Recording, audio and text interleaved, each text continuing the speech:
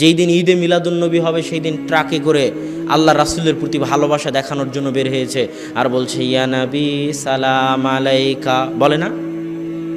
অথচ এই বাক্যের মধ্যে যে আল্লাহ রাসূলের অপমান হয় সেটা কিন্তু আমাদের এই ভাই জানে না।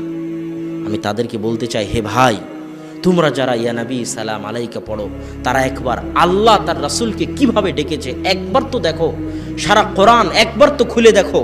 এই সমগ্র কোরআনের প্রথম থেকে নিয়ে শেষ পর্যন্ত আল্লাহ অন্য নবীদেরকে যতবার ডেকেছেন সব নবীকে নাম ধরে ডেকেছেন। ইয়া জাকারিয়া, জাকারিয়ার নাম ধরে ডেকেছেন।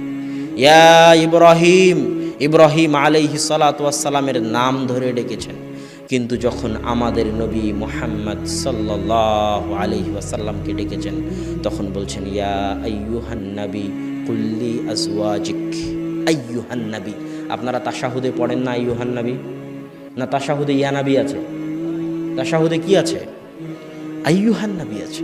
তাহলে ইয়া নবী আর আইয়ুহান নবীর মধ্যে পার্থক্য কি?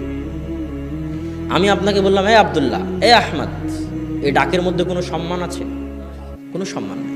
আপনি প্রধানমন্ত্রীকে ডাকতেছেন মাননীয় প্রধানমন্ত্রী, মহামান্য বিচারপতি, সম্মানিত জনাব অমুক অমুক, ডাকেন না?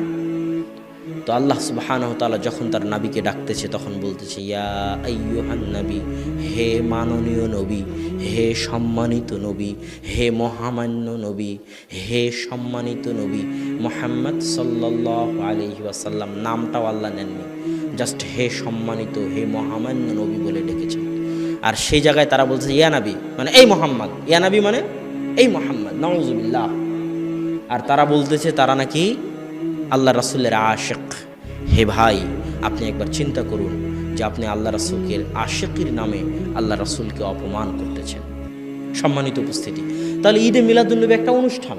এই অনুষ্ঠানের মধ্যে যখন আমি দিনকে সীমাবদ্ধ করে দিলাম, ঈদে মিলাদুন্নবী শেষ, ইসলামও শেষ।